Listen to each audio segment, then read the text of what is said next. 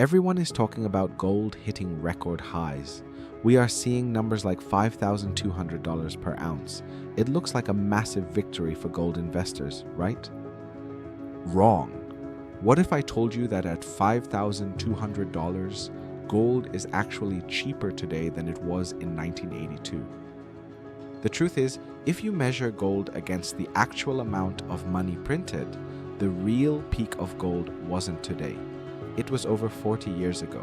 And if you are holding gold thinking you are getting rich, you might actually be standing still. Welcome back to the channel. Today, we are stripping away the nominal price illusion to look at the real price of money.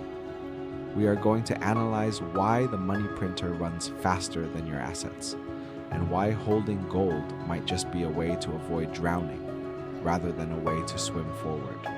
If you want to understand the hidden mechanics of the economy, make sure to hit that subscribe button and turn on notifications. Let's dive into the data. Let's rewind to 1982. The nominal price of gold was around $500 per ounce. Today, we are looking at $5,200. On paper, that's a 10 times increase. But here is the catch. The supply of US dollars has exploded. The government has printed money significantly faster than the price of gold has risen. When we adjust for the money supply, the sheer volume of cash in the system, the purchasing power of 1 ounce of gold in 1982 was actually about 16% higher than it is today at $5,200. This means that while the price of gold went up, the value of the currency collapsed even faster. Gold is running a marathon just to stay in the same place. Let's put this into terms that actually matter: real estate. In 1982, with that single ounce of gold, valued at roughly $500 nominal then, but high purchasing power, you could arguably put a massive down payment on, or in some low-cost areas, buy a small home. Gold was expensive relative to other assets. Fast forward to today, 1 ounce is $5,200.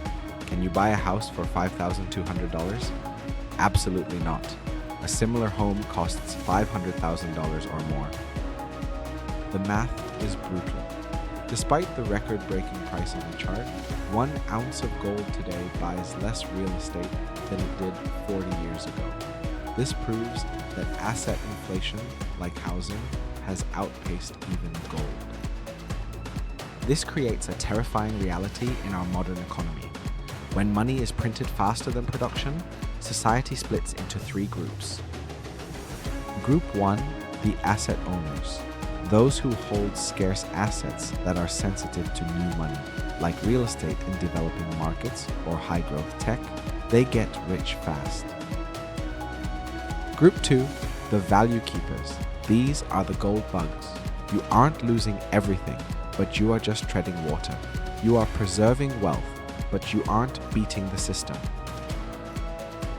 Group 3, the cash savers. If you hold fiat currency, you are moving backward. You are being diluted every single second. In a system that demands constant expansion, standing still is equivalent to losing.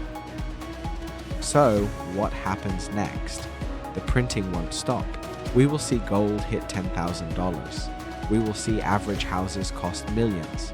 It won't be because these things are better, but because the currency is broken. The danger is that salaries never keep up with this asset inflation.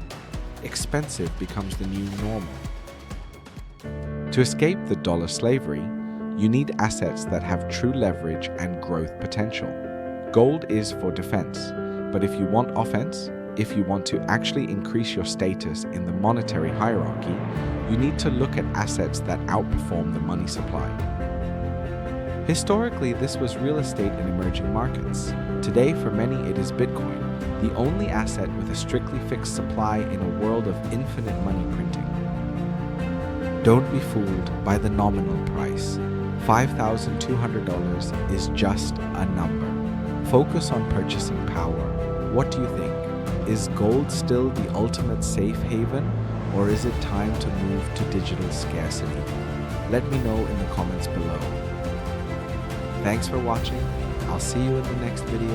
Don't forget to like, share, and subscribe.